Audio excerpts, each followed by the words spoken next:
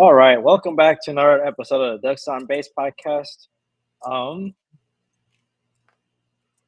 I guess sorry for the delay for a new episode. It's been a busy time. But in this episode, we're gonna talk about the last two Ducks that were selected in the MLB Draft this year. That is Jacob Walsh and Anson Aroz, who were selected by the Washington Nationals and the Los Angeles Dodgers, respectively. Fox, you want to start us off? All right, so Jacob Walsh was selected 441st by the Washington Nationals as a senior, or as a senior. It was his last year of eligibility that he was able to have, and he was a very productive member of the team overall. He was second in the team in home runs and is the program leader in home runs. This season, he was much better than he was the previous year. This year, he was managing to hit for some form of average rather than just hitting home runs like he was last year. Kenny would definitely agree with me on that. Yep. He was basically invisible if it wasn't a home run, and was basically invisible the second half of last year. But this year, he put in a near full season performance. Pulling up this year, he had 332, which is a over 70-point increase compared to the previous year. He increased his OBP by 100 points and his slug by another 100, with his first career of having an OPS above 1 with a 1.086. I think he'll be definitely a contributor in the national system. They currently have a hole at first base, which may be filled more recently, but he can definitely fill that hole. The only thing that potentially that could we could see a difference in is maybe being able to hit more pitches, like the other Oregon position player that was drafted, Mason DeVille. He definitely does struggle against off-speed pitches. This year he learned to be able to take them, and that is largely why he was able to increase his batting average overall. He increased his walks and decreased his strikeouts. He's still a negative strikeout to walk ratio with only 36-50, but decreasing that strikeouts from 70 the past two seasons in 2023 and 2024 to 50 is already a huge improvement. Yeah. It was like I think overall he was able to produce a consistent season, which was a good thing to see. Obviously, like Fox said, the season ended kind of rough in 2024, and he was able to basically put it all together for a well put together 2025 season. I think overall he can possibly contribute. It's just a matter of him developing against off-speed pitches, because obviously when you get higher, I guess off-speed pitches are more devastating. Nationals are a good spot for him to land, I feel.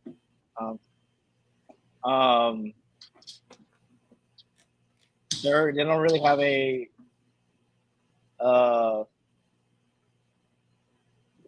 long-term first baseman. Obviously, in other positions for the Nationals, they have guys like James Wood, C.J. Abrams, those kind of guys. But at first base, it's currently Nathaniel Lowe. He's not their long-term first baseman. They don't really have any top prospects in the first base realm. Have a few guys. I know they just picked up a guy from from the Angels today in the Chafin trade that can play both outfield and first base, which obviously is similar mold to Jacob Walsh. They're relatively the same age, but don't quote me on that. But I mean, I think the Nationals have been able to produce a lot of hitting talent out of their development system. So it'll be interesting to see where he obviously starts his affiliate ball and how he does early on against pro talent. Yeah, that's largely going to be the big question, is that if he can incorporate what he's done at the Oregon level and improve a little bit on hitting off speeds, he'll definitely be able to quickly make the majors. He has the talent. He plays good defensive first base. He could potentially play some outfield, like Oregon has tried some of that. Yeah. I would say likely not.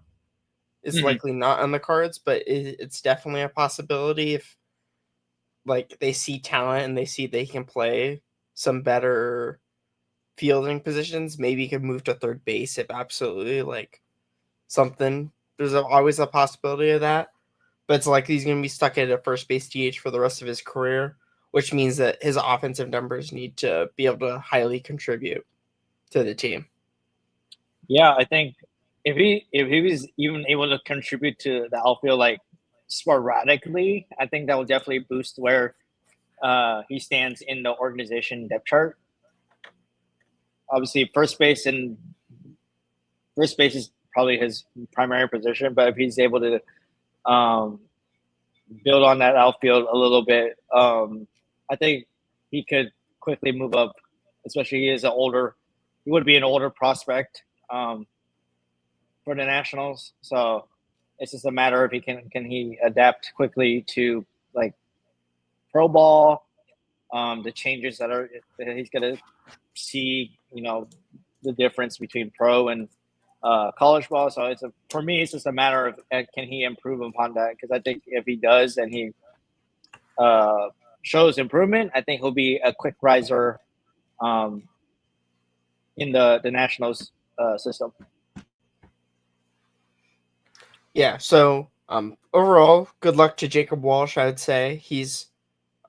We'll have to see what happens. I mean, he's kind of going to be like a big boomer bust prospect, I would say. Mm-hmm.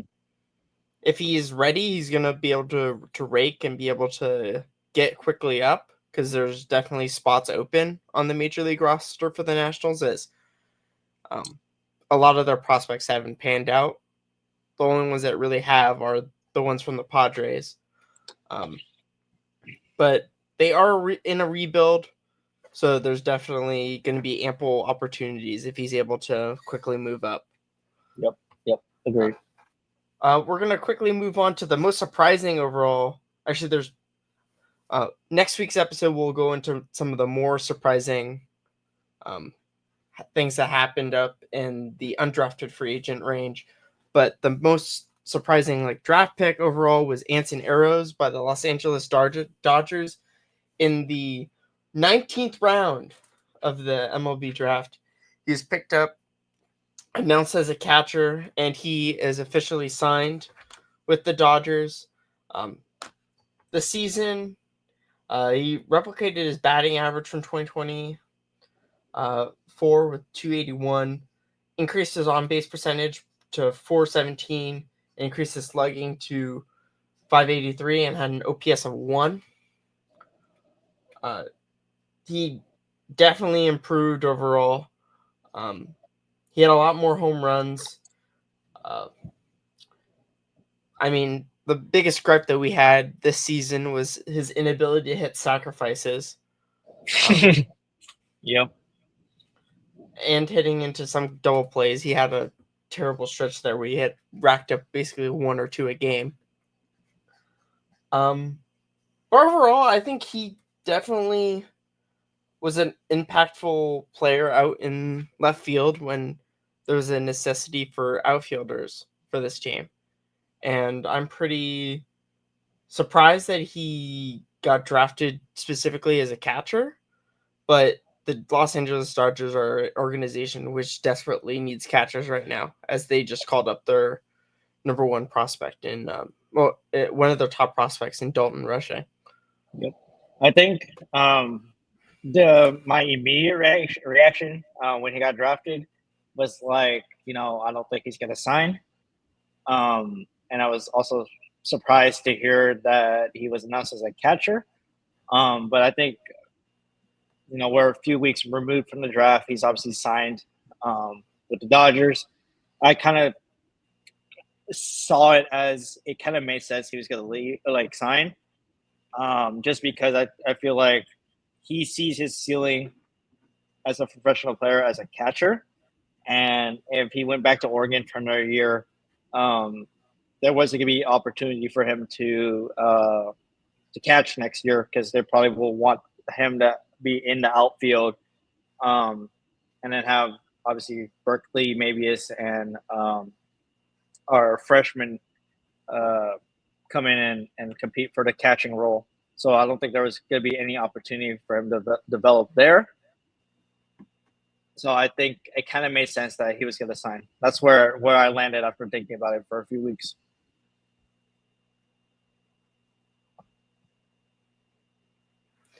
I think it depends on what his catching skills are. They probably worked out for the Dodgers, and they probably saw that he had some benefits to the catching. I mean, we didn't see it at Oregon, but I think the outfield is still a more pressing need overall. That's why it happened that way. He had some fielding errors in the outfield, so that also might have hurt his value overall in the outfield. But he did make some great plays, so he definitely has the range, but he's kind of was like a boomer bust in the outfield overall. So maybe catching is his destined spot, and as a switch hitter, it's always a valuable position in the major leagues. Yeah. Yep. And he was I don't see the specific splits on left and right-handed hitters, but I expect he was probably pretty even on both sides, and that's why they allowed him to do it. Yeah. They obviously Walsh and the coaching staff obviously had to find a way to have him in the lineup with his bat, being such an important part of the team. And obviously the catching spot was log jammed with talent in 2025. So I guess the best way to, for him to remain a big contributor to the team was to have him in the outfield. Obviously, DH is was basically Dominic Hellman for the entirety of 2025. First base would be blocked by Jacob Walsh. So logically, his other position would be outfield. He obviously showed some growing pains throughout the year, but he did make some good plays, of course. But there were definitely some growing pains. I don't know. Yes. I thought it was. That's where I landed. There was no way for him to play catcher in 2026. I think there potentially could have been. I mean, it depends on how they see the potential freshman that's coming in to it. I think, I mean, with Burke, with Burke being the primary catcher, I mean, he could have taken the secondary or maybe even the primary role, with Meggers, as we'll talk about next week, leaving for the New York Mets. I mean, there's a possibility, but I don't know.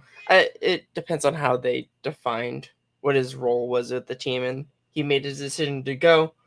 But we'll talk about that later in a later episode when we discuss the status of the outfield, and also the third base position, which we'll talk about more next week. Yep. But overall, good for Anson Aroz. He'll definitely have an opportunity to quickly rise as the I guess the second behind Hunter Freducia, who's likely going to get traded at the trade deadline,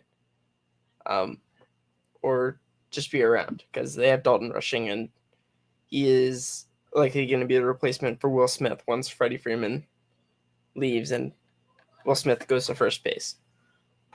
Yeah. But can you have anything else to talk about either of these guys? Yeah, I mean, I think to close out Anson, I think it probably made sense for him overall to sign his contract with the Dodgers. Obviously, I feel like the Oregon values Braden Joxa, the freshman that's coming in.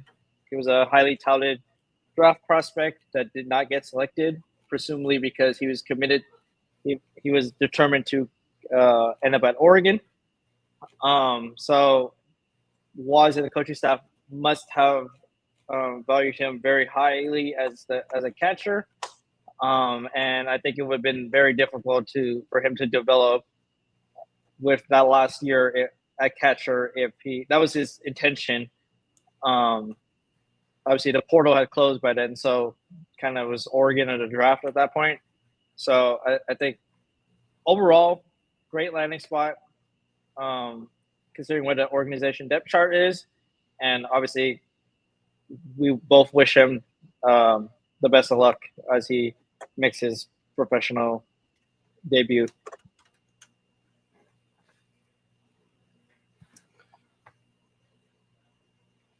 And with that being said, do you have any final thoughts before we close out this episode? So this episode will come out sometime soon, and then the next episode will hopefully get back to our regular schedule of Tuesday episodes. We're going to talk about the final 2 undrafted free agents with Garati and Meggers signing. And then after that, we will go back and go through the entire team and start talking about each player and the outlook for them this coming season. Yeah. As always, make sure to like and subscribe on YouTube and Spotify. And if you want to be up to date on our latest episodes, make sure to set your notifications. Also follow us on Instagram and Twitter. We'll be working on behind the scenes on creating more content for that. I know we've been saying putting content out, but we're obviously we're finally going to get to that content, especially now that the draft has concluded and undrafted free agents have relatively pretty much signed. So as always, stay tuned for the next episode and go Ducks.